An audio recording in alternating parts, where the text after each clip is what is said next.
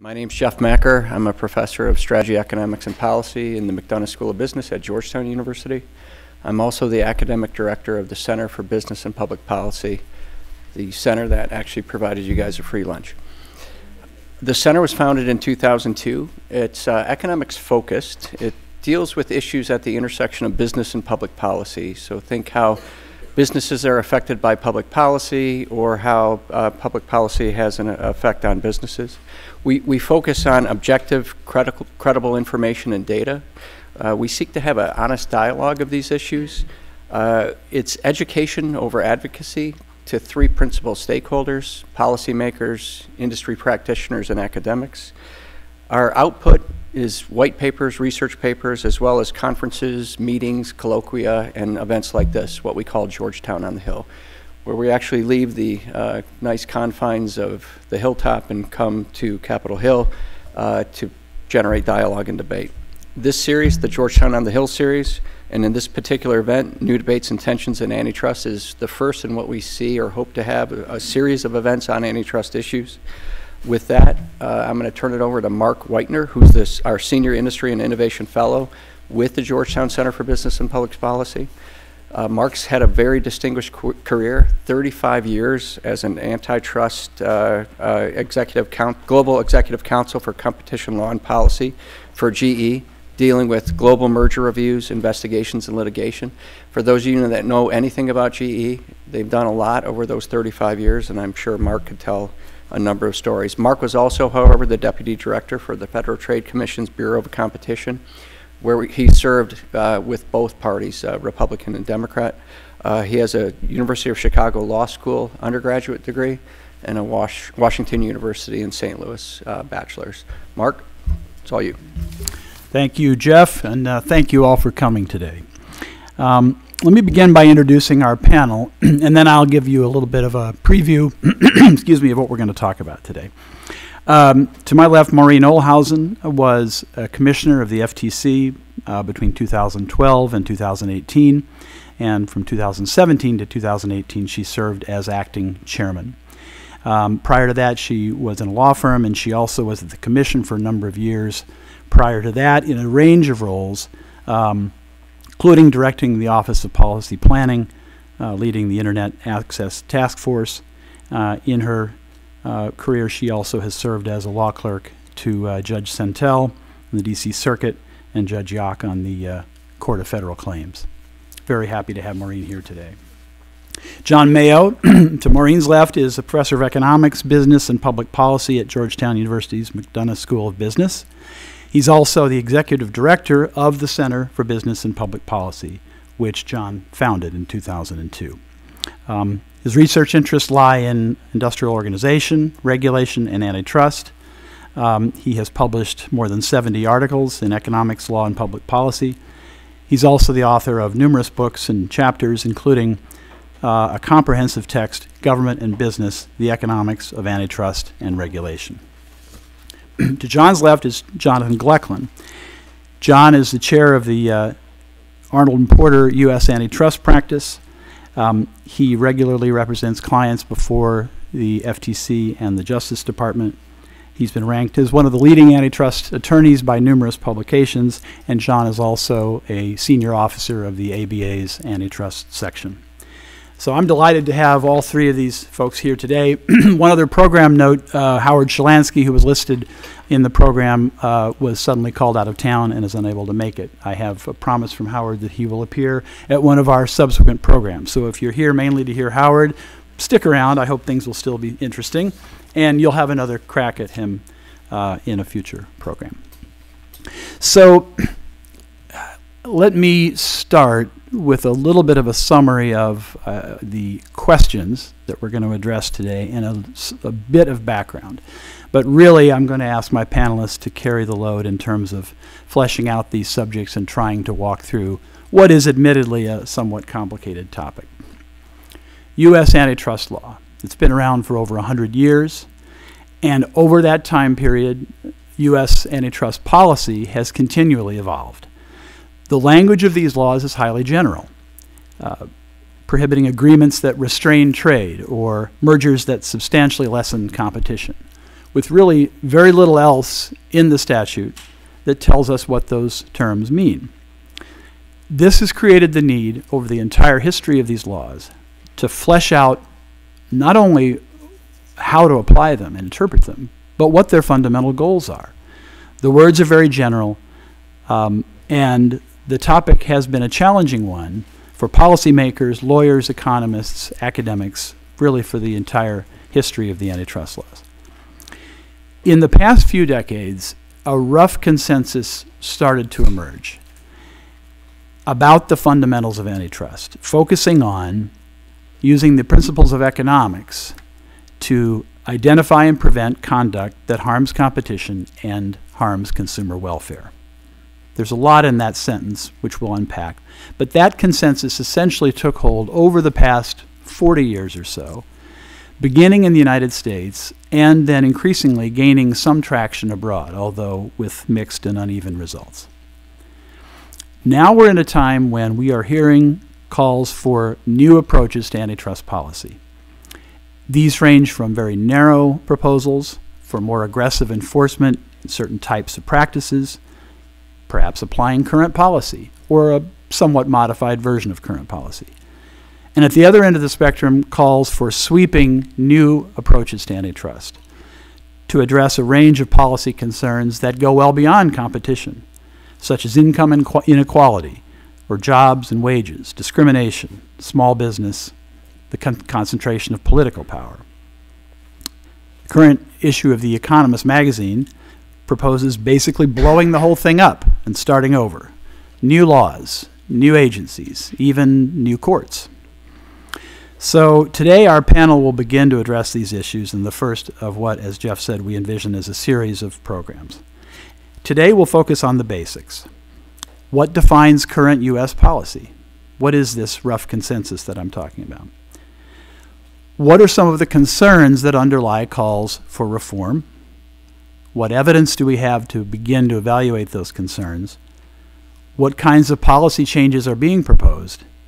And we want to begin a discussion of some of the potential implications of some of those policy proposals. We encourage, with the consent of the panel, we encourage your questions as we go. That's okay? Raise your hand. We also will leave time at the end, so if you prefer, at the end we're going to encourage you to ask questions of the panel so that this can be more of a discussion than a series of presentations. Okay? So let's start at the beginning. Maureen, with you. Can you talk about the fundamental principles that define U.S. antitrust policy today?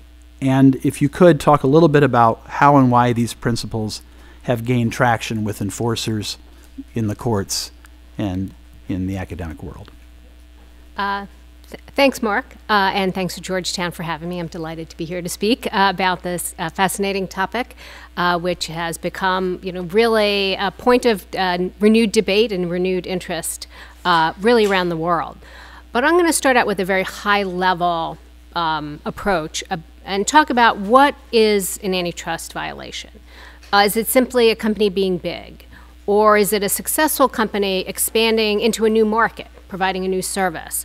Or is it companies charging prices that are too high or too low? Or is it a company putting a competitor out of business? I think right now there's a lot of debate about, well, shouldn't these things be illegal? Isn't that what antitrust is all about? I would say that an antitrust violation is conduct that eliminates or reduces a constraint on a firm's power over price or quantity or output, or really any terms upon which it competes. And I think that is kind of a general definition that you can extract from the case law. So we all know what a cartel is, right? Companies getting together to agree to set a price or an output. And this removes the constraint on them from having to compete on price with their competitors. Antitrust also involves merger control. So a merger that gives a company so large a market share that it can raise price or reduce quality or reduce output, or either alone or allows it to do it through tacit coordination with its competitors. That would be another example of what is a traditional antitrust violation. Now, our yardstick for measuring an antitrust violation is the likely impact on consumers of the products. So will they pay a higher price or suffer lower quality or face reduced sources of supply? And this is essentially what we call the consumer welfare standard. What is the impact on the consumer from this conduct or merger? Now, we want companies to compete. We talk about that a lot, right? Competition is a good thing that, you know, sharpens what companies do. It forces them to do a better job.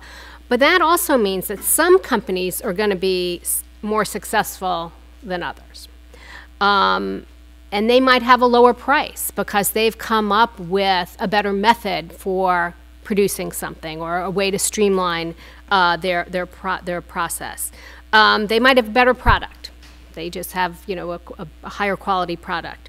They might have better consumer service or customer service, and we see that in a lot of mergers or in a lot of growth for companies. They just sort of do a better job with their consumers. Or they will have invented and possibly patented a whole new product, so essentially created the better mousetrap. And we call this, in antitrust parlance, competition on the merits. And we want to be careful that antitrust doesn't punish it, because this is what brings all those benefits to consumers through competition. So this approach has become established in antitrust law over the years, I think for essentially about two big reasons. One, it's somewhat predictable and measurable through economics. So economics has become a very, very important part of modern antitrust analysis. And that's one of the changes we've really seen in antitrust since, you know, kind of going back to the late 1970s till now. The introduction of economics, and it's something that courts really demand and the agencies really look to. And it also, the consumer welfare standard is administrable by courts and agencies. So there's a clear goal. Is this going to hurt consumers, or is this behavior going to give consumers a better deal? And one of the questions that I have about introducing all these other values into antitrust is, why do you think an antitrust agency would be particularly better than other parts of government at evaluating these competing goals? How do you measure, well, consumers will get lower prices, but some people might lose their jobs, but then maybe new jobs will be created because the input cost is lower, and you know, so it's kind of like this difficulty in weighing all these competing goals. So the consumer welfare standard is I think more easily administrable. I think the other reason why the consumer welfare standard has become so widely accepted is because it tries to avoid punishing the successful competitor, right? It's not in consumers' interest necessarily to say, oh, you've got a big market share because you created a better product or service or way to deliver it, or your customer service is so much better. We tell you to run the race, but when you win the race, antitrust then says, aha, you know, you're going to be punished for that. And the concern about just looking at did you win the race through competition on the merits is we want markets to innovate and change over time, because it's that market mechanism that's over the long run has been that engine for huge consumer gains. So I'll stop there. I don't know if others want to weigh in on this, but that's my thought about why the consumer welfare standard has become so firmly entrenched. I think when people think about it, it's useful to make something concrete. So if, for example, you were to have an antitrust law that said having a 70% market share is illegal, that having a monopoly is illegal, well, what does that lead to? What that leads to is somebody who's got a 69.5% market share stopping competing. So they raise prices, or they don't come up with better products because they know that once they hit that 70% market share, they get fined or they get broken up. So that's why focusing on conduct as opposed to size is in the best interest of consumers, because there's really no alternative if you were going to just start punishing people for being big, if the way you got big was by competing successfully and selling products that people want to buy. Let me just weigh in also. I'm an economist on a panel of lawyers, so I am reluctant at my own peril here to make what is effectively a legal point, but it'll leverage into an economic point. And that is the historical point, and that is that in the United States, we are in a common law country.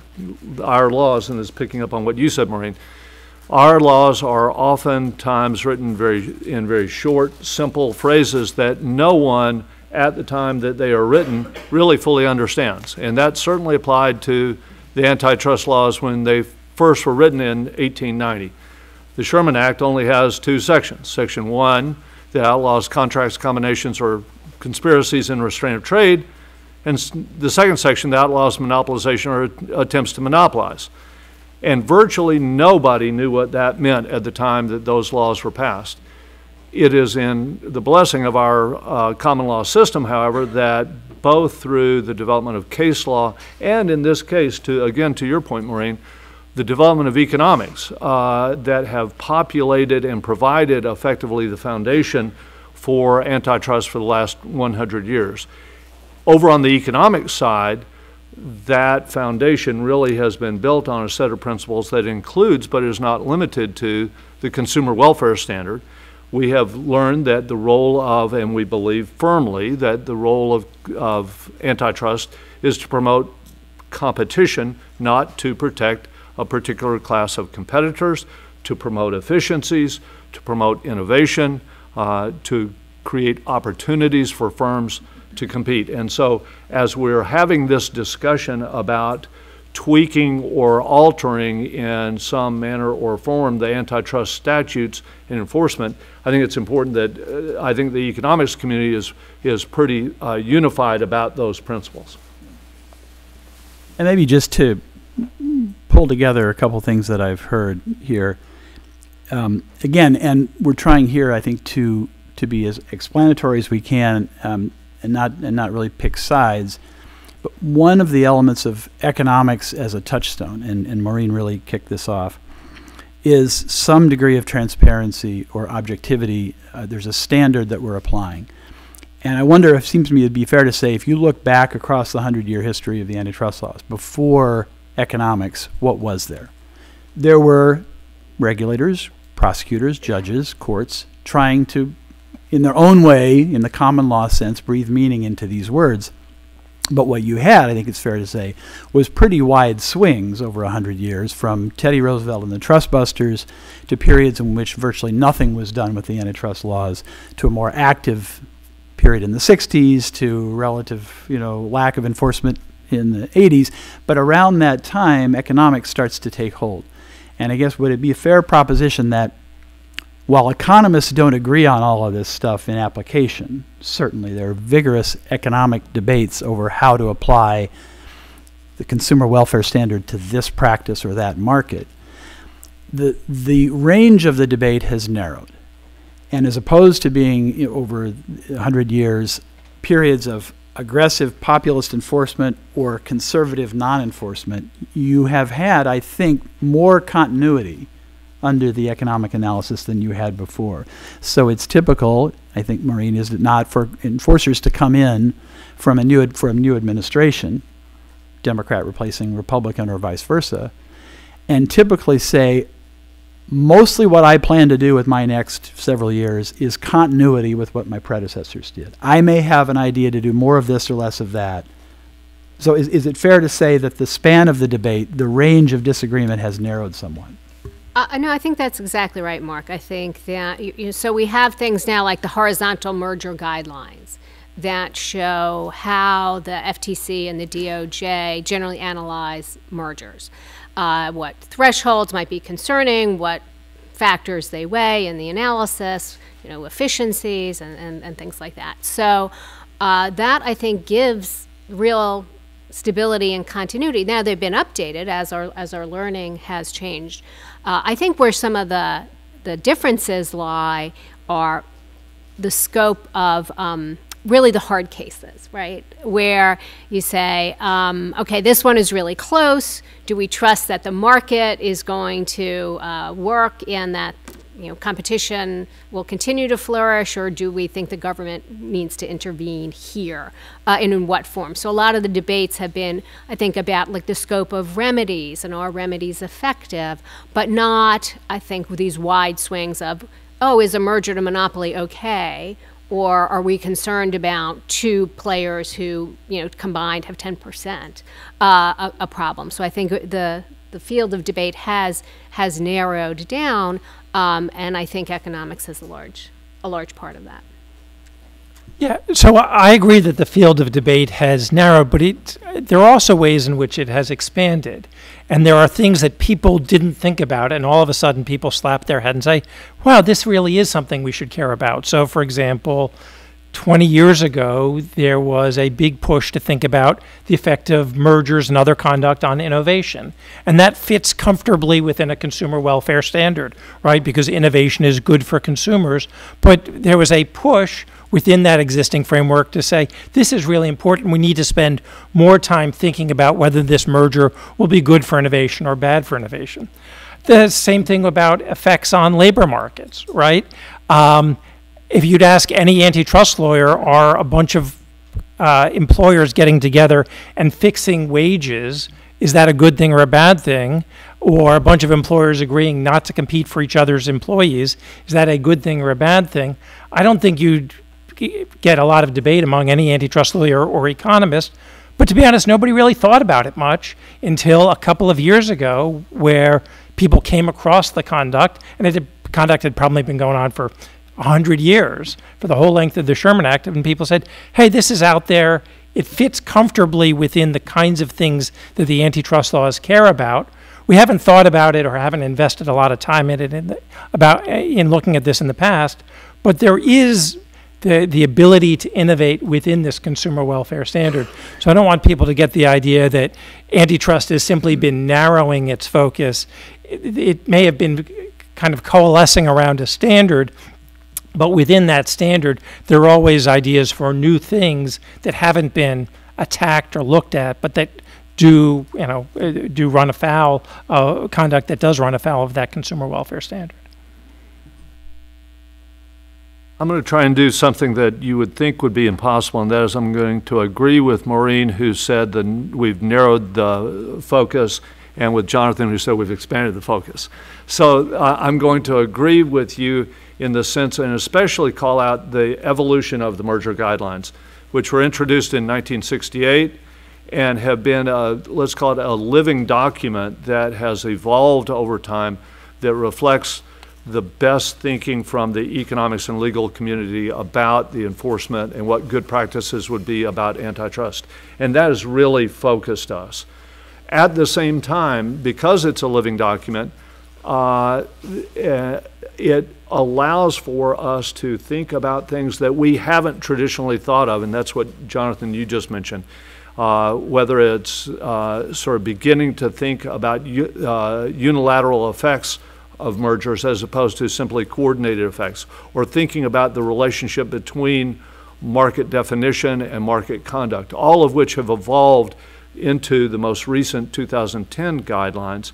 And now there's a rich discussion about things like no-poach agreements and the practice of antitrust in labor markets that I think are evolving and are properly becoming part of where we're focusing now.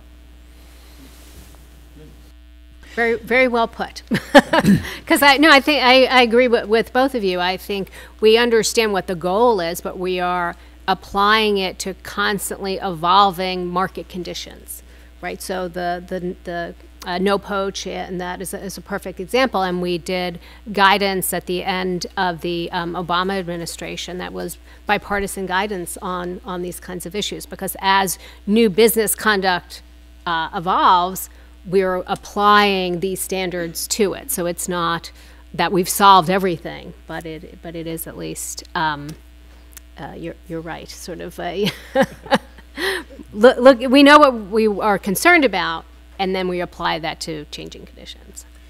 So one observation this discussion prompts in my mind is, and I think this may be something that cuts across a lot of issues and kind of leads us to the next topic I want to turn to, and that is that there is something called the antitrust community, and we're all members of it up here. Some of you may be. And we have a way of thinking about these things and talking about them. And like any community, you know, we can get too sure of ourselves, or we can lose touch with what other people are thinking. That indeed, I think, is part of what some of the critics of the current way of thinking are saying. You're out of touch, you're not looking at what's going on. And we're going to turn to that. But I think one of the things that, at a minimum, I think the community has an obligation to do is explain better why we see some things as relatively simple. Jonathan says, and I immediately think I agree, well, these laws are flexible enough, and this analysis, while its analytical framework has focused in and narrowed to a kind of set of principles that most people agree with, most people in the community, it's broad because it can be applied to any number of situations. It can be applied to any market. It can be applied to a wide range of practices. It's never been applied before, let's say, to labor markets, and then it's applied and it works. That's, I think, Jonathan, what you're saying, and I completely agree. But that may not be obvious to the public or to policymakers who may say, well, I've got a problem here that hasn't been addressed. And it seems to me that these laws are either not modern enough or not interpreted well enough to solve my problem. So I think one of the things you'll hear from the antitrust community, and this is both sort of more conservative and more aggressive mindsets, is there's a lot of flexibility here, and these laws can be applied to a lot of situations. How they'll be applied, how the case will come out, it may or may not make everyone happy, but there's a framework there that can be applied. And I think we all owe the public a better crack at explaining that. And then having explained it, then I think the ground is set for a better debate of whether all that explanation makes sense and means that things are on pretty much a right track, or whether we need to start over. So I want to pivot now, if I could, to that next question. And before we talk about policy proposals, John Mayo, I'd like you to describe some of the underlying concerns that are driving some of these calls for changing, reforming, or completely revamping the antitrust laws. What are the concerns, and what kinds of evidence exist for us to begin to assess the validity of these concerns? Okay, so there are really two questions there. One is, what are the challenges? And number two, what has happened by way of assessing the validity of those challenges to antitrust? And let me just start with saying that as I have read the various pieces that have come out, mainly over the last 24 to 36 months, largely in the popular press, I think they start from a position that is really well-intentioned and not without some founding in economics. And the story is really this, that if you think about firms competing in a market, that rivalry among those firms will compel a virtuous circle, if you will. That firms competing will drive prices down, will increase output, will increase innovation, will increase quality, will lead firms to make investments that create opportunities for them to capture a share of the market. Those are all wonderful for society, and I think the modern, I'll refer to it as the modern critics of antitrust and our economy right now, start from that position that says that those are really good things. And conversely, where firms compete in markets that are highly concentrated and that concentration is growing, especially in the context of mergers that are not perhaps organic growth, that you can, not always, but you can get the opposite of that. That you can get a situation where prices go up, output goes down, innovation is diminished, and so on. So the sort of premise, the sort of underlying beginning point for the modern critics, I think is a very honest one. And I'm sorry you'll have to put up with my professorial tendencies. I'm going to make you look at some slides over here. I'd lose my job if I didn't have PowerPoint presentations. Okay, let's try it this way. So the story is right now that there's this relationship between concentration going up and competition going down. And the particular story of how this is playing out, the narrative in the popular press right now, is that we're going to look at nationwide concentration. What that means is that firms that are competing in Florida and Colorado and Montana and Maine all sell outputs in particular markets, and we're going to aggregate up all those sales nationwide, and then we're going to examine what's happened to concentration, the share of all those sales held by the top 4 or top 8 or top 50 companies. And we're going to say, what's happened to that level of concentration? Economists have a particular version of the way we measure concentration, that is with something known as the Herfindahl-Hirschman index. We can talk about the specifics of that if you want, but just think of it as a measure of concentration. The higher is the Herfindahl-Hirschman index, or the HHI, the more concentrated our market. So the concern is that we've got this increasing concentration nationwide, and that's leading to a demise of competition. And then if we add in to that a version that says, well, there's also not only is there diminished competition, but also that we've got a situation of lax enforcement, that in turn causes a variety of ailments in our society: slow wage growth, income inequality, political capture, small firm vulnerability. And those things in turn cause a call for statutory expansion of antitrust, or secondly, to reinvigorate antitrust enforcement. So that's really the narrative, and it's a little bit of a simplistic picture, and I can't do justice to some of the offshoots here, but this captures the principal sort of stream in the narrative.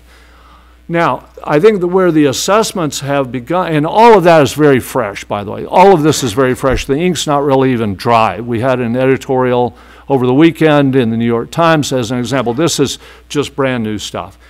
But where the assessments are coming, and these are also really brand new, is to ask and let me point to a couple of things. One is, shouldn't we take a deeper look? Should we take a deeper look at this notion of nationwide competition, national competition? Is it true what the critics are saying, the modern antitrust critics are saying, and what are we to make of this?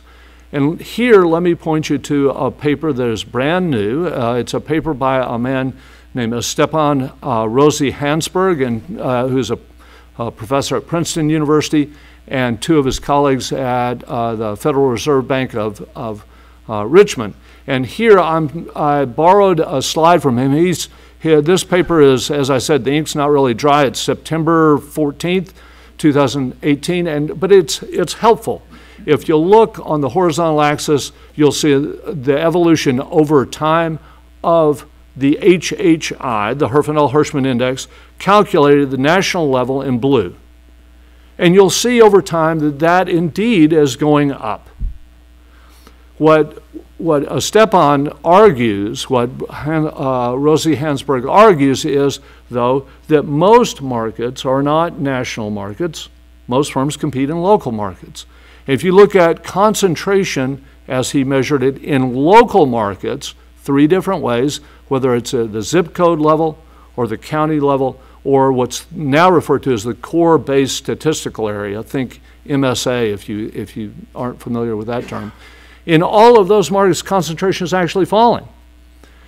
So it becomes very difficult in that world, if you think that most markets are local and concentration is falling, to really proceed full steam ahead with this narrative that has been offered that the nation is suffering from a grand concentration problem. It may be true in particular markets, but it may not be, but it doesn't look like it's happening in all markets. Let me turn to the issue of lax enforcement, Jonathan, I see your hand reaching. You may want to just jump in. Just to chime in, it may not be intuitive how nationwide concentration can go up, but local concentration goes down. And I'll give you an example. Think of grocery stores. If an East Coast grocery store chain buys a West Coast grocery store chain, they don't actually compete with each other. But if you looked, so if somebody had a 30% share in the East Coast and a different firm had a 30% share in the West Coast, and they merged, nationwide concentration would go up because there's now one much bigger nationwide grocery chain. But there's no loss of competition because if I'm in Bethesda, I can't go to a grocery store in Los Angeles, and the fact that whoever it is who owns Safeway bought a grocery store chain that operates in California is irrelevant to me. So that's why looking at local competition and local markets is important. Does that perhaps, though, underestimate the potential impact of purchasing power by virtue of that merger, what that could have throughout the supply chain? And yeah, well, yes, and that's a good example, right? So grocery stores, to the extent that they purchase nationally, and they do for some products and don't for other products, yes, they could have greater power over farmers, or actually probably less so over farmers because those tend to be more regional markets, I think, but may have greater power over, Procter & Gamble, because if they have a 30% share nationally, they can get a better deal on, Kleenex than they can if they have a 15% share in the East Coast. But yes, that's a fair point. I'm sorry, just to add on to that excellent response. That's why we go back to the consumer welfare standard, is because they can use that to then get better prices for consumers and compete more effectively.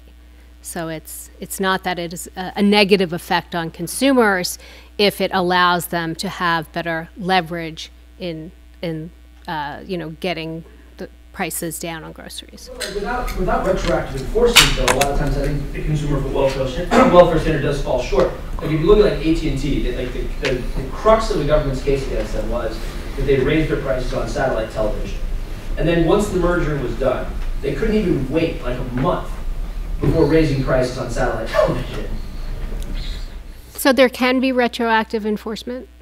So if there's a merger that the government didn't challenge, so it's not barred by stare decisis, but so if there was a merger that happened and that, there was going to be a bad effect or was, and it was administrable to get a remedy, the government can come in. In fact, the FTC is litigating a consummated merger right now.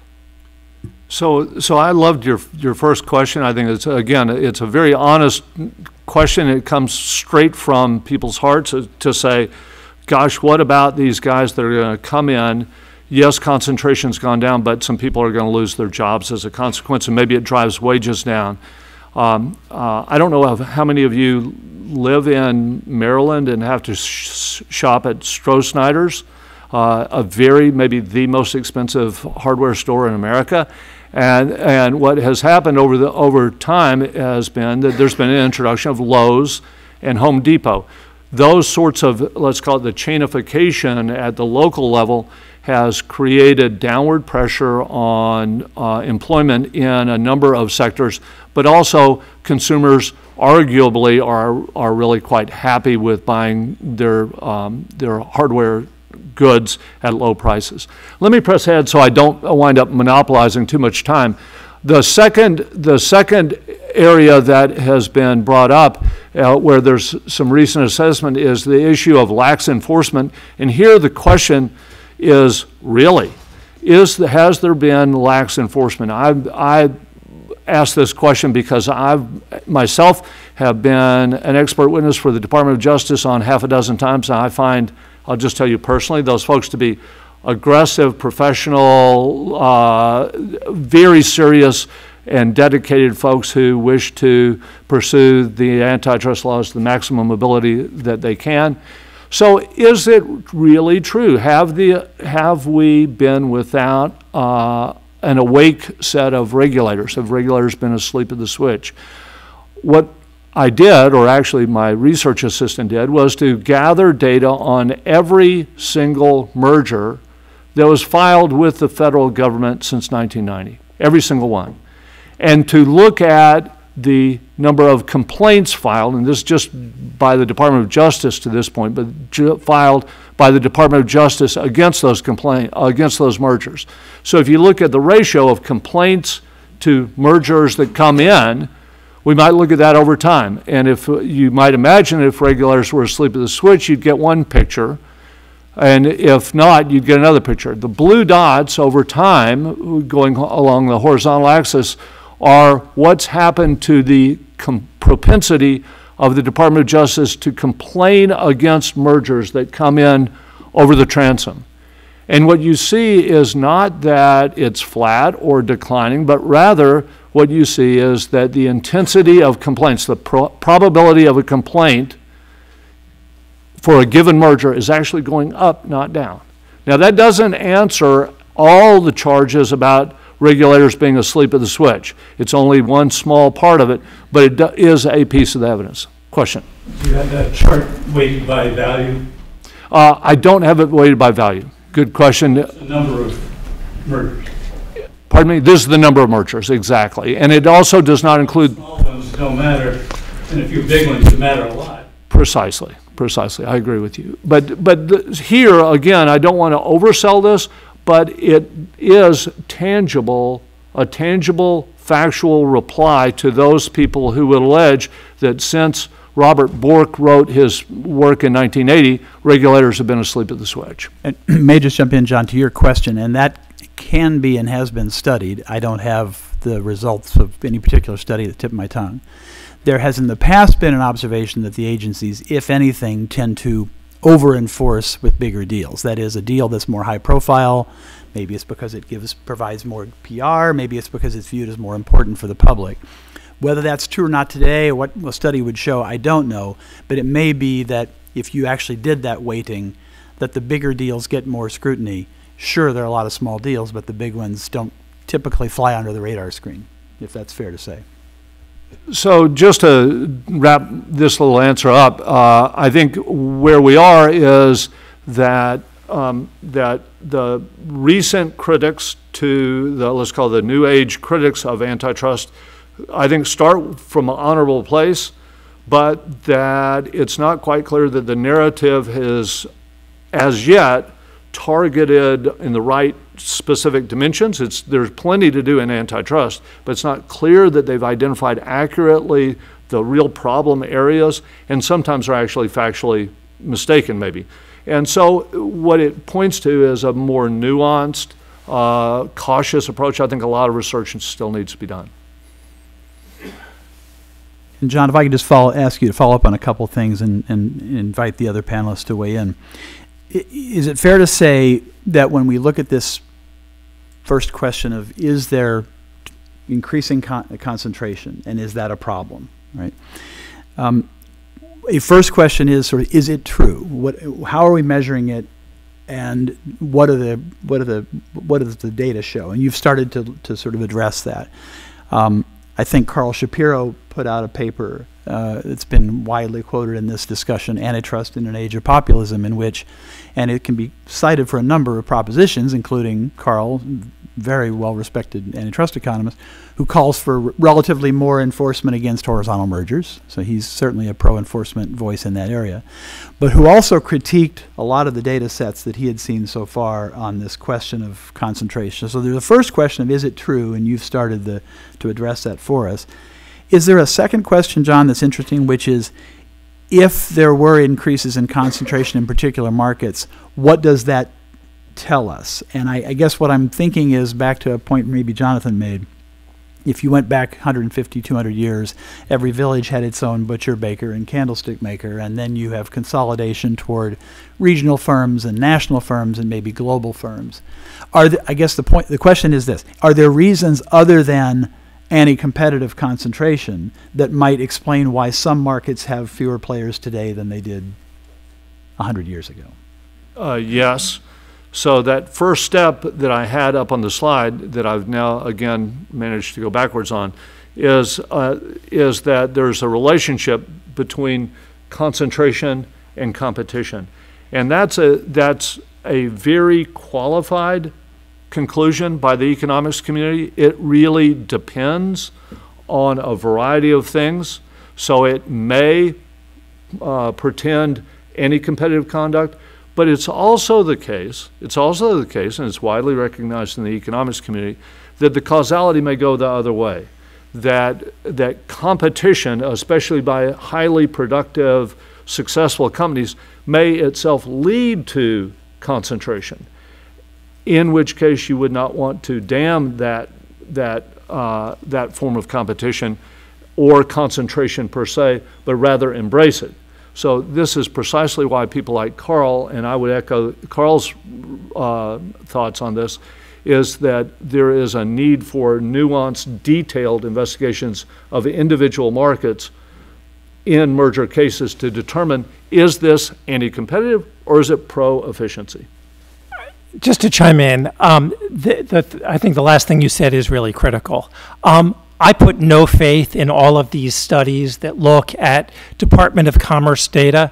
I did antitrust work for GE, and Mark can tell you that he paid me and my colleagues millions of dollars to figure out what the relevant market was. Maybe that's GE's problem. I did a deal for GE where the government challenged the merger, and the affected market was low-speed synchronous motors for reciprocating compressors used in oil and gas applications. And there ain't nobody who's looking at Department of Commerce data to figure out whether that market is more or less concentrated now than it was 50 years ago. Market definition is fact-specific, and there's just no way of looking at Department of Commerce data that gets reported to people to know whether markets are more or less concentrated or more or less competitive. No doubt about it, there are fewer drug companies, branded drug companies, than there were 20 years ago. But if a drug company that specializes in cancer drugs buys a company that specializes in ophthalmology drugs, there's no loss of competition, even though they are both competing in the drug market. So I just think when you see statistics that talk about an increase in concentration, that is something to be very wary of. It's perfectly legitimate to say, hey, you know, this airline merger got approved, and we can go back and look and say, hey, did prices on the route from Pittsburgh to Los Angeles go up or down? That's a good way of doing a merger retrospective, but just looking at and counting how many airlines there are is not a good way of figuring out whether good things have happened or bad things have happened. I think a lot of the critiques that we're talking about here kind of arise from some kind of skew in that market definition question, because you have a lot of cases where consumers think the company's in one market and the company thinks it's in a different market. So like for Sinclair is a good example, right? Consumers see that as a television market. They see themselves competing with Facebook and all other advertising platforms.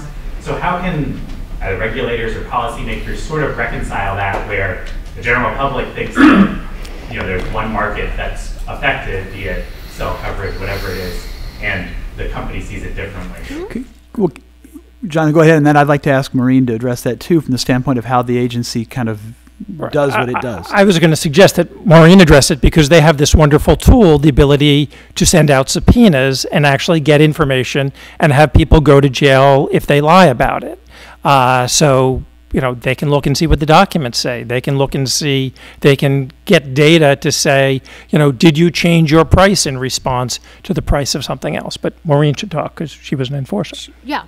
So that's part of the merger review, is to look at, you know, the data of market share, but also contemporaneous documents. How does the company or the merging companies or the industry view where they're competing with each other, right? How do they view the market? Because sometimes it's very revealing, including one case where the parties came in and argued the market was, it was so broad, it included all these other players. And as we really delved into the documents, we said, no, you see each other as your main competitor here in a more narrow market. And by the way, you modeled the price increase you're going to impose. So your documents, the economics, the law, this all lined up. But I do think that's an issue. And so, for example, John mentioned grocery stores, right? So Amazon bought Whole Foods, right? The FTC allowed that deal to close. And the question there was, what was the market in which they were competing? Amazon had a tiny, tiny footprint in groceries, some experimental stores in Seattle, and Whole Foods was, throughout the country. What was the concern there? The market was groceries, right? The market was grocery stores, whether it's bricks and mortar or having things delivered to your home. I think it's very important to, while consumers might wonder, well, what's going on here? The agencies do have these tools to do a fairly in-depth analysis, and sometimes it's surprising to find where companies see themselves competing, and that the market actually may be much more concentrated. In fact, that's a critique that comes back at the agencies, is you're always trying to define the market so narrowly to boost up the market share. So that's and let me give the other side of the criticism. A real life example. This was probably 15 years ago. There was a pickle merger. And the question was, do refrigerated pickles compete with non-refrigerated pickles? Because if they do, this merger of two refrigerated pickle companies would have been just fine. And again, it's not obvious to somebody sitting on this side of the dais whether refrigerated pickles compete with non-refrigerated pickles. And there's certainly no way somebody can look at Department of Commerce data to figure it out. But you can look at the scanner data out of grocery stores. And when the non-refrigerated pickles go on sale, do the refrigerated pickle companies lose sales? And that's, you pay economists a bunch of money and run regressions and try and figure that out. But they have the data to actually figure that out. And while the parties in that case went in and said, don't worry about it, we compete with all those non-refrigerated pickles, the FTC looked at it and said, no, you might compete with them a little bit, but really the competition is among refrigerated pickle companies, and you two are the two big guys, and that merger got blocked. Yeah. I mean, one maybe observation, and then we'll turn to a new category of issues. I think over the history of antitrust, market definition, it's a great question, has often been the key question, especially back when this whole economic approach was just getting started and people could just say, well, a pickle's a pickle. And then someone would say, well, wait a minute, let's actually look at cross-elasticity of demand, and there's a way to do that, and you get a different answer.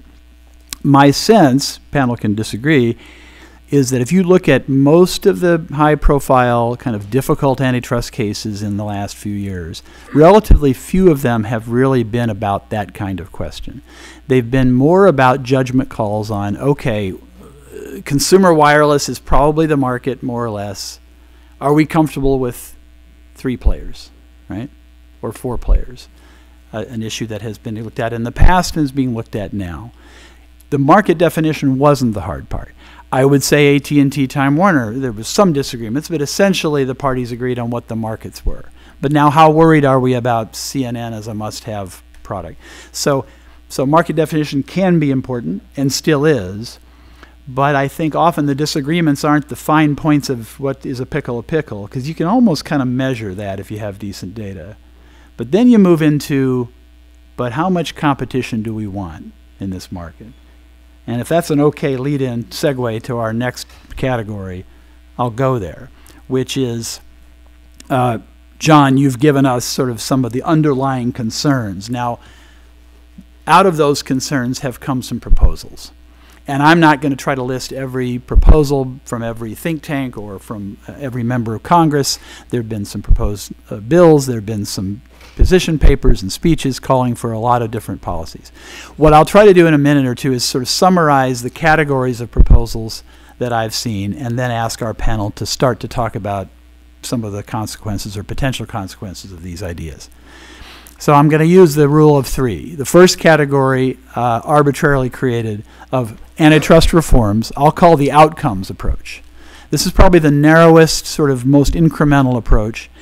It has a number of elements to it, but essentially these are voices saying, look, the basic paradigm, economics, consumer welfare, I'm not quarreling with that. Maybe the advocate has helped develop that. But they say, when I look at the implementation, I'm not happy with the outcomes. I think this or that wireless merger should be decided differently. I'm not happy with vertical is a different question to some extent, but I'm not happy with what happened in AT&T Time Warner.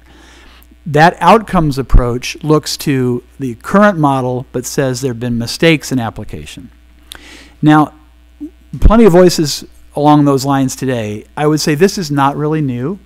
It's important, but it's not new. It's existed throughout the history of antitrust. Voices saying what the regulators are doing is too lax, or it's too aggressive, or it was too lax, now it's too aggressive, and so on. But let's call that category 1.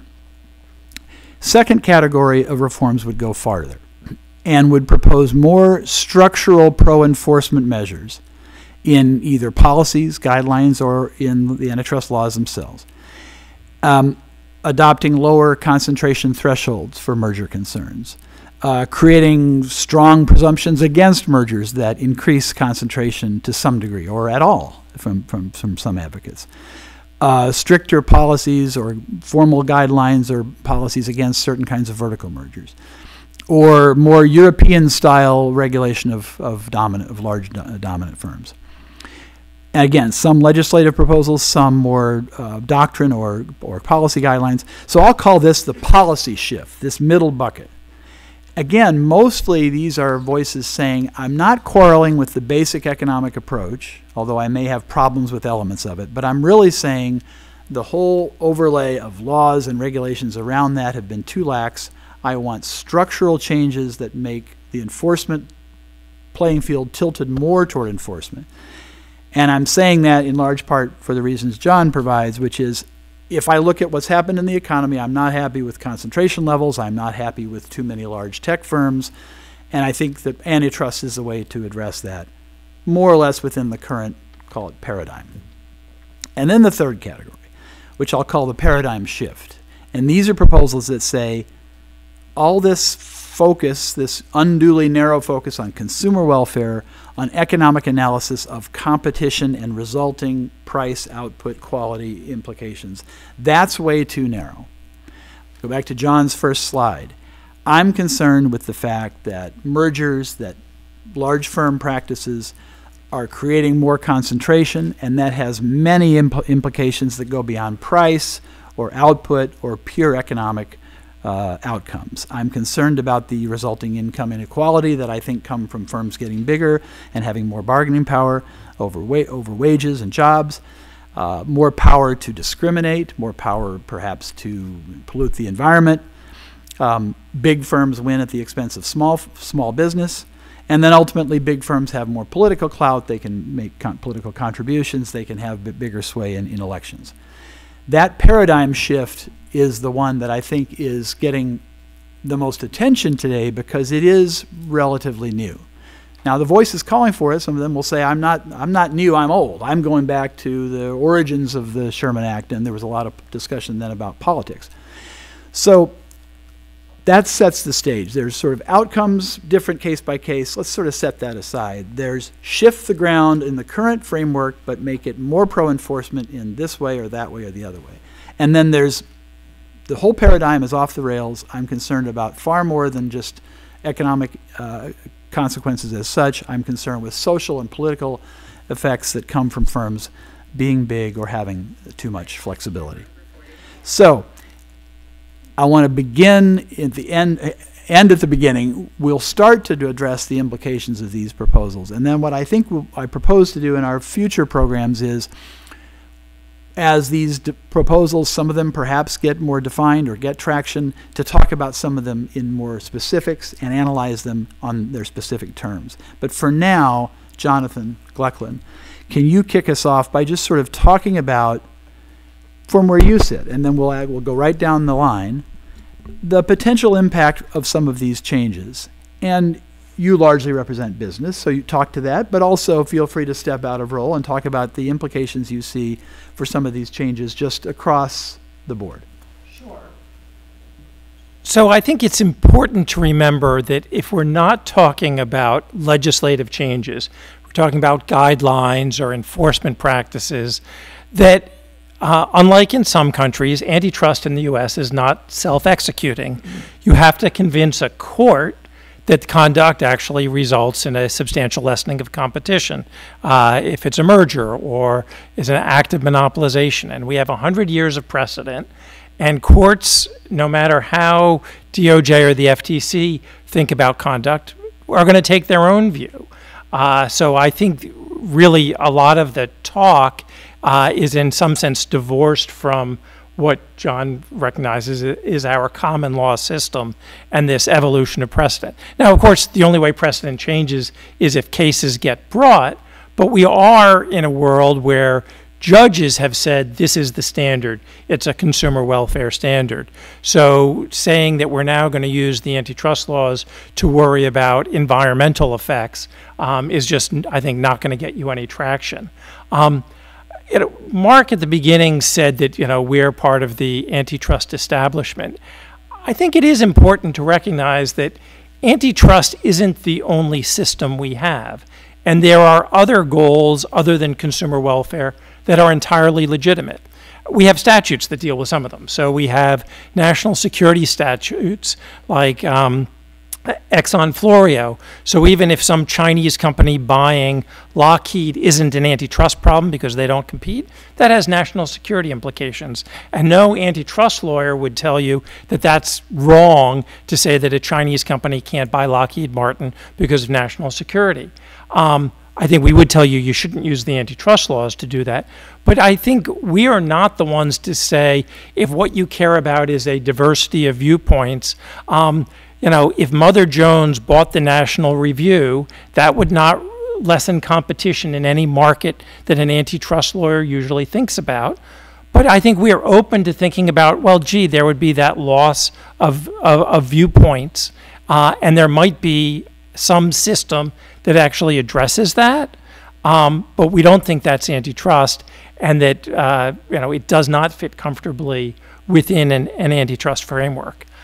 As somebody who represents business, what I'll tell you, what we need are clear guidelines. You have to remember that the antitrust laws are actually criminal statutes. Now, that's a nice talking point. They don't get enforced criminally except for hardcore cartel price-fixing behavior.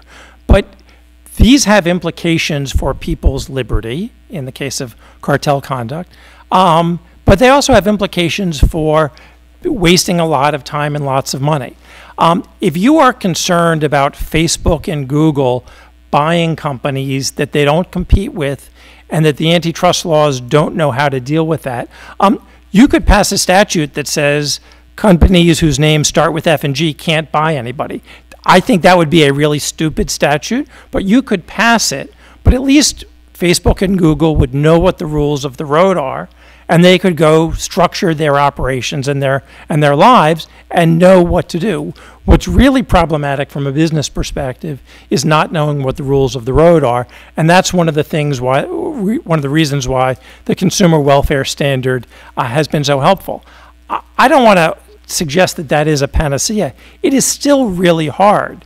There is still balancing to be done, right? There was a question about grocery store mergers, and how do you think about a grocery store merger where the effect is to suppress the prices paid to people who grow tomatoes, but the end result is that the prices of tomatoes paid paid by consumers goes down.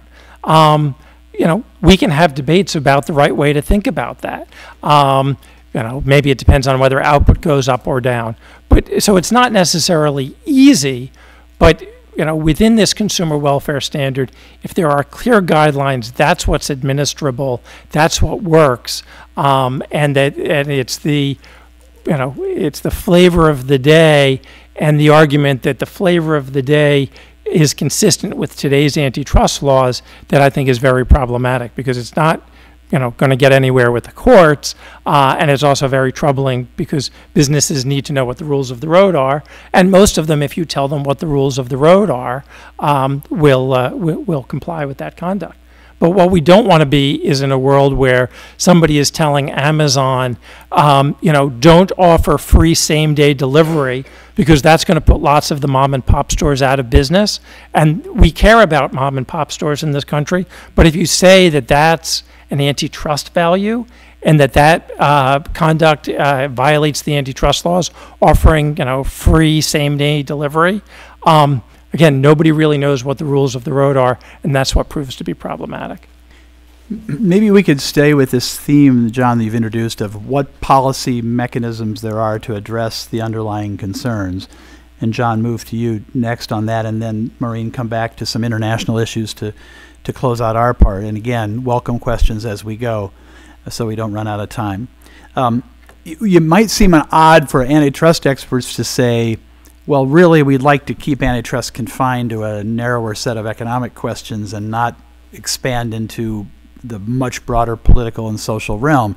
You might think that somebody would love to have a broader portfolio for clients to come to you, John, and say, well, I want to argue that this is a socially unuseful or politically harmful merger.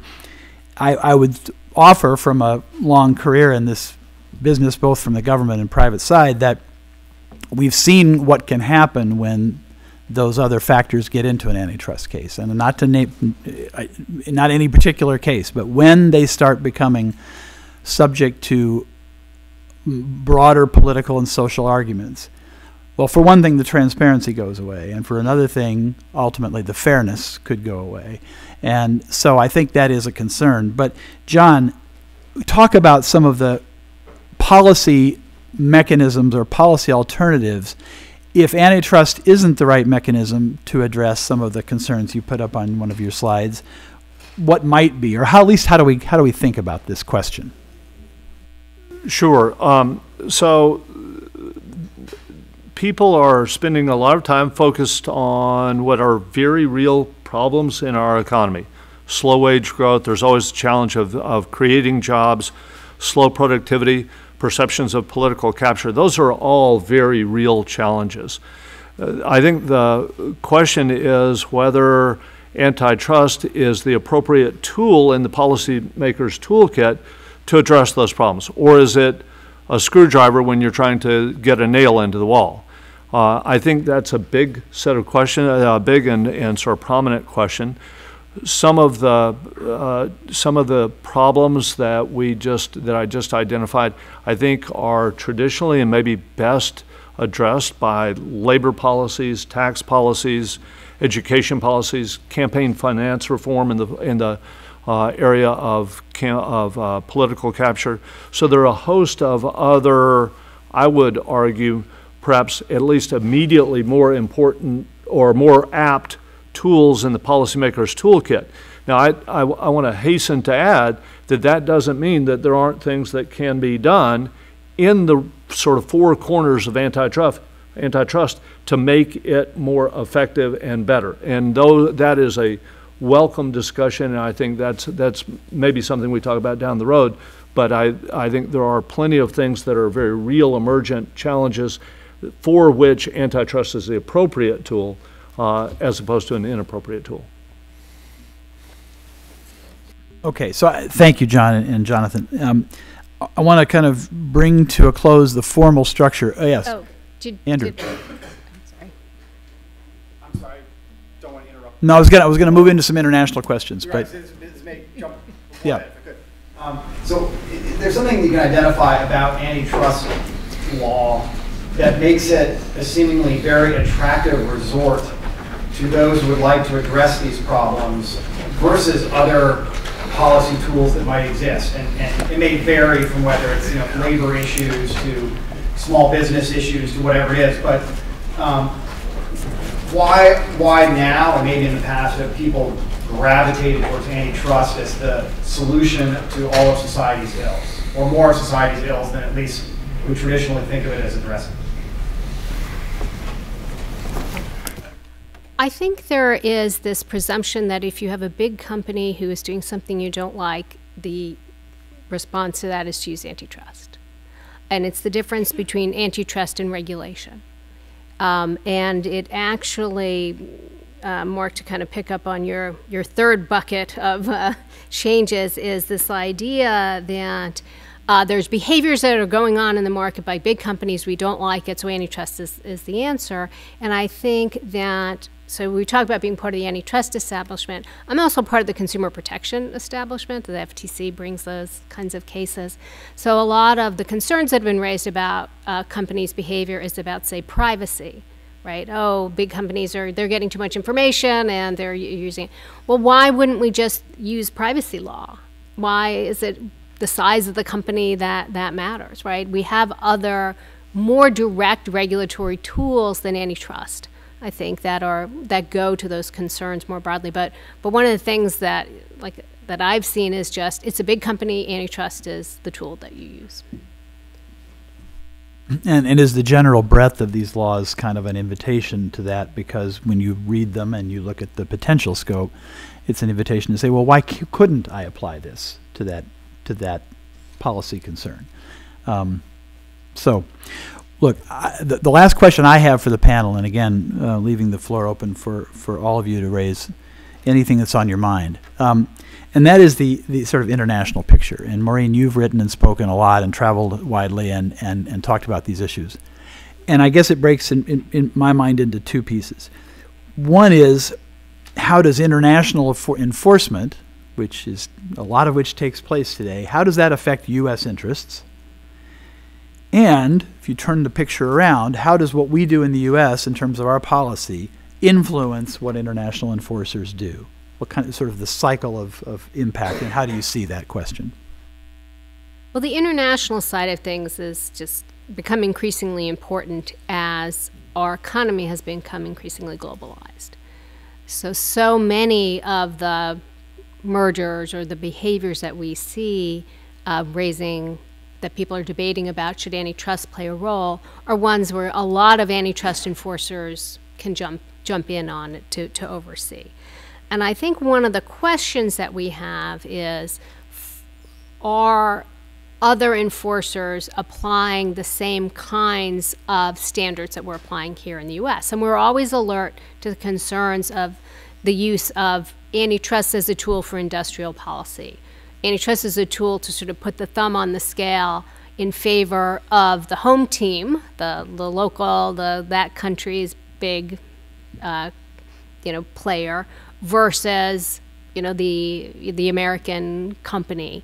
And I think that's something we need to pay close attention to, because we want to be sure that the same standards based on consumer benefits are being applied, or if they're not being applied, that it's transparent, right? So you mentioned, Jonathan, CFIUS, right? That is for looking at the national security implications. I would be concerned if we were using antitrust as a tool to actually advance or American national security interests. These things should be separate. So one of the concerns, I think, about making this very multifactorial, murky, you're trying to balance 18 different factors and see who's the winner and all of that, really opens the door for other countries to use their antitrust policy in a way that is to advance their industrial policy. I think that cuts away from transparency and due process and all the kinds of goals that we've been trying to pursue through antitrust, through international organizations around the world. So I would definitely have concerns about that. I did want to get back to just one thing very briefly, which Jonathan mentioned, which is, and Mark, you mentioned too, about the outcome approach. Can we improve outcomes? We can always improve outcomes, and we should be looking for that. And we should have, a mechanism to review. Have we gotten it right in the past? Have we done things right? But I will say, as a person who's had to actually bring antitrust cases and try to win them in court, you naturally want to try to improve. You do want to do a better job each time, but a lot of these debates are taking place divorced from the idea of what it takes to actually bring a successful antitrust case. So I'll stop there. let me take a slightly different tack on international, and I'll be brief. In the United States, we rather love pounding our chest and chanting, "We're number one." And that's a time-honored tradition here in the United States. And sometimes we do that too immodestly. In the area of, I've been a student of antitrust economics now for 35 years. I will tell you that my understanding of antitrust economics and antitrust law in the United States is that this is an area where we really are number one. We historically always have been a leader in the international community in international economics and law in antitrust. I've watched that happen over 35 years in country after country that more and more closely adopts practices that are akin to ours. I think this has been a very, very good thing. It puts us more and more at the enforcement level on the same page. And it doesn't mean that there aren't those dangers that Maureen spoke about in terms of favoring the home team, but there is a pretty well-worn path of commonality of interest in the international community these days regarding antitrust. I think that's a big success story, and it's one that we don't talk about perhaps enough, but I think that's been a big success. Excuse me, John, if that is the case, then why don't we have drugs, a pharmaceutical company, drugs less expensive in the United States compared to Canada, for example? Are you saying that in Canada they force antitrust law more forcefully? This is the reason their prices are lower. Or in the United States, pharmaceutical industries have big disproportionate influence on Capitol Hill that even U.S. Manufactured drugs you can buy in third world country less expensive than you buy in this country. So it means these lobbying the lobbying agencies who do for pharmaceuticals, they are so strong that they are even ripping off American consumers. They are so strong. So my question is like two-pronged. First, U.S. versus Canada. Why American consumer can buy less expensive pharmaceutical product from Canada than from America, and then why these American pharmaceutical products are less expensive, even third world compared to American, even they are manufactured in America. Maureen, you want to do that? Yeah. Sure. Well, those other countries are using regulation to set the prices that they will pay the drug manufacturers.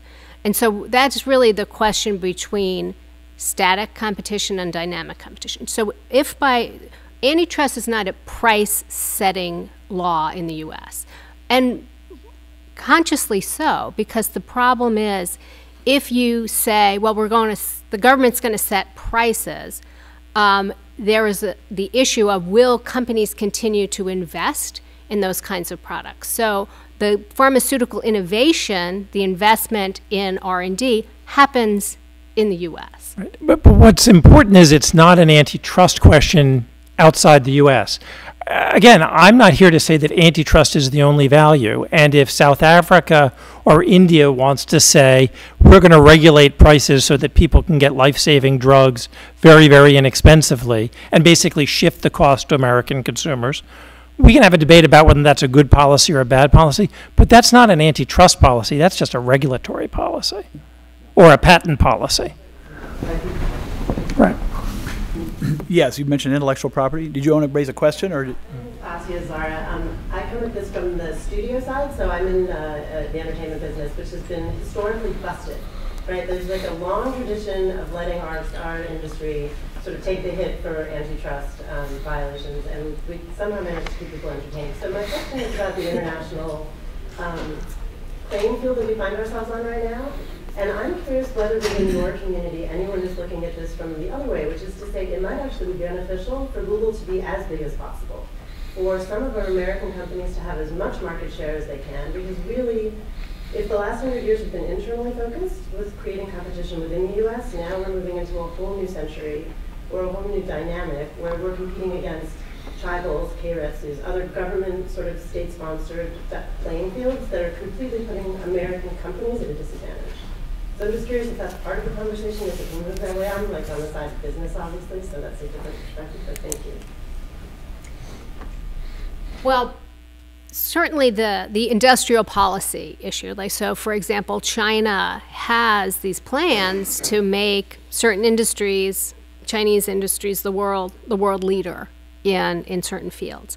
And I would be concerned if they are using antitrust as the tool for doing that, particularly by saying, well, you know, we're going to favor our own players here and we're going to disfavor American interests. I think the antitrust standard should be the same, and if you're going to engage in this kind of industrial policy, you need to own up to it, because there's trade, you know, issues for that, right? That we have got treaties, you're not supposed to be doing these things. So, so one of my concerns, again, about moving away from this clearer standard is that it will have these international implications that could hurt. I mean, I think companies should compete on the merits, and if they win on the merits, you know, that's great. But we can only control if they compete on the merits within our system. Well, but the thing is, if other countries are using their antitrust tools to really engage in industrial policy by favoring the home team, at some point that violates some of our trade agreements. Oh, so it takes it out of antitrust and puts it into another basket. Right. I mean, if they're saying, you know, we're gonna, you know, boost our industries and disfavor yours, that becomes a trade issue. Is that right, Andrew? Well, any other thoughts on that question? I think Maureen has it exactly right. And, you know, it's not just a U.S. club, it is an international club. And the power of embarrassment, Maureen is better able to talk to this than I am, is actually very significant. You know, other antitrust enforcers don't want to have other people look down at them and say, you're doing this just to favor a local company. Doesn't mean it doesn't happen, and certainly in places where the rule of law is not very well established, a place like Russia or China, there have been examples of them using antitrust in ways they shouldn't. But it's less of an issue. The Canadians want to be able to look Maureen and her colleagues and people at the DOJ in the face and say, you know, we called balls and strikes. And the Mexicans and the Europeans. That doesn't mean there won't be divergence, but less expressly kind of favoring the home team because they actually care. They want to be, you know, part of the club. Yes, in the back. Yes, hi. There seems to be a divide among the panel.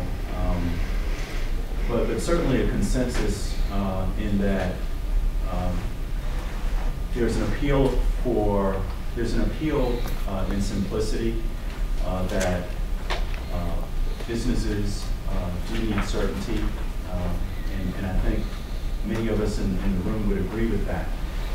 But the divide I see, or that I hear, is that some feel that antitrust is just ill-suited as a vehicle to assess and adjudicate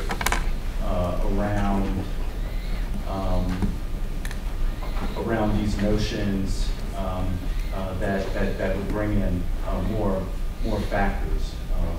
A multifactorial approach as opposed to one that is more traditional and looks at market power and pricing power and what that means. Two questions spring to mind from that. If antitrust shouldn't be looking at additional factors, by the same token, should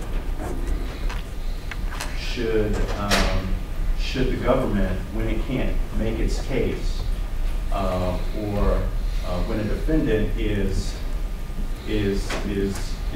saying that there's been no violative conduct, should they be allowed to point to those additional factors in saying, you know, these are mitigating circumstances or extenuating circumstances that seems to be a little bit asynchronous to me. And I guess the second question I would have is it that it's ill-suited because the other statutes, taking privacy as an example,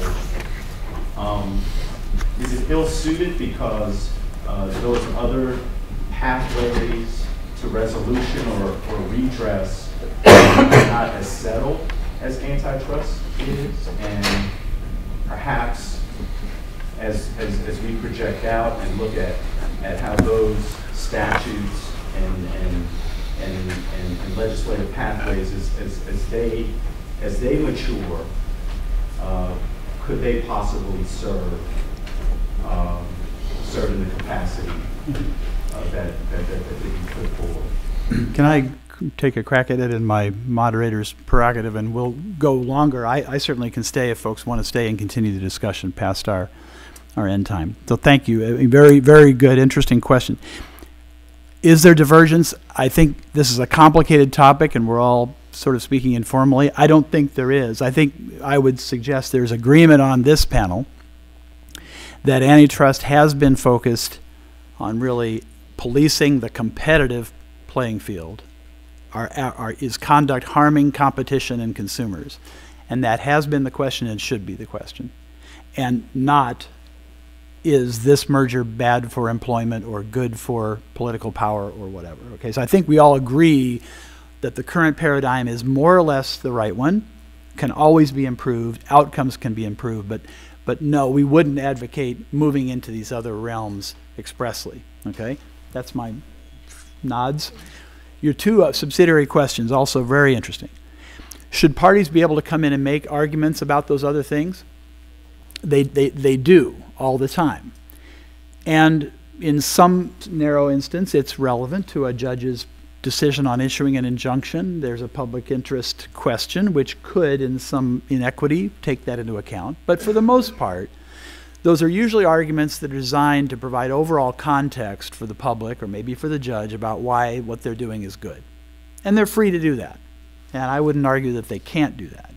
But I would argue that when that judge goes into the chambers and she looks at the evidence and decides the case, that other stuff is for another audience, not for that legal determination, did this merger violate the laws of the United States? So I think those arguments are arguing a different case to a different jury. And are we saying that these other policy interests, that one or the other regime is better suited to looking at them? I think we're saying find the regime that actually goes to the issue and is competent to evaluate that and put it there. So drug prices. That's not been an antitrust question in the US as such. Are they charging too much? We're not going to ask, Maureen's a very smart person. We're not going to ask her to sit over in the FTC building and decide what price to charge for Cipro, okay? If another regulatory agency wants to make that decision and take into account political arguments and economic arguments and decide the policy of the United States shall be, these are the prices, that's a legitimate public policy question. But I don't think any of us see antitrust as at all well suited to decide it. And I think it can lead to antitrust decisions that will then be very hard to dissect.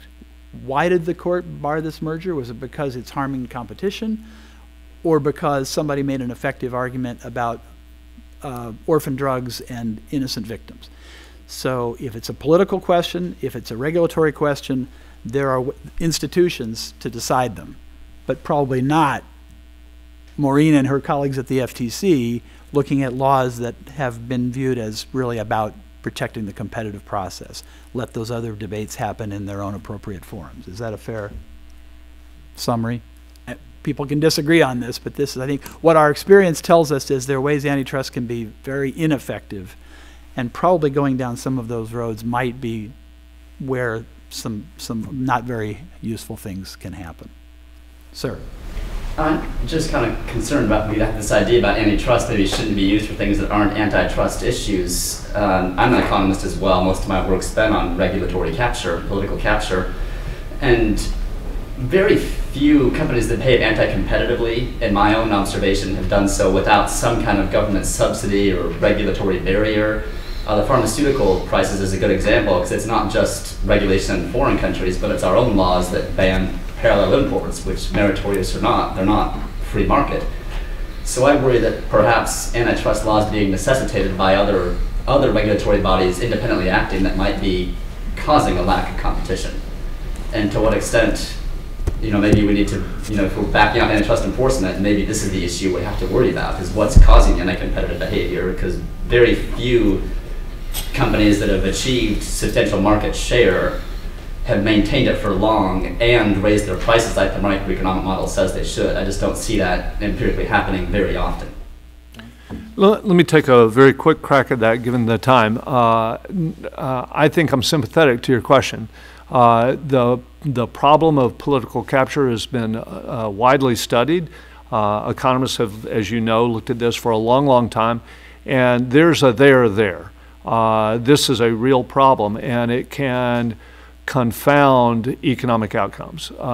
Firms would like to use not only the economic process, but the political process to insulate themselves from competition. That role of political capture is a problem.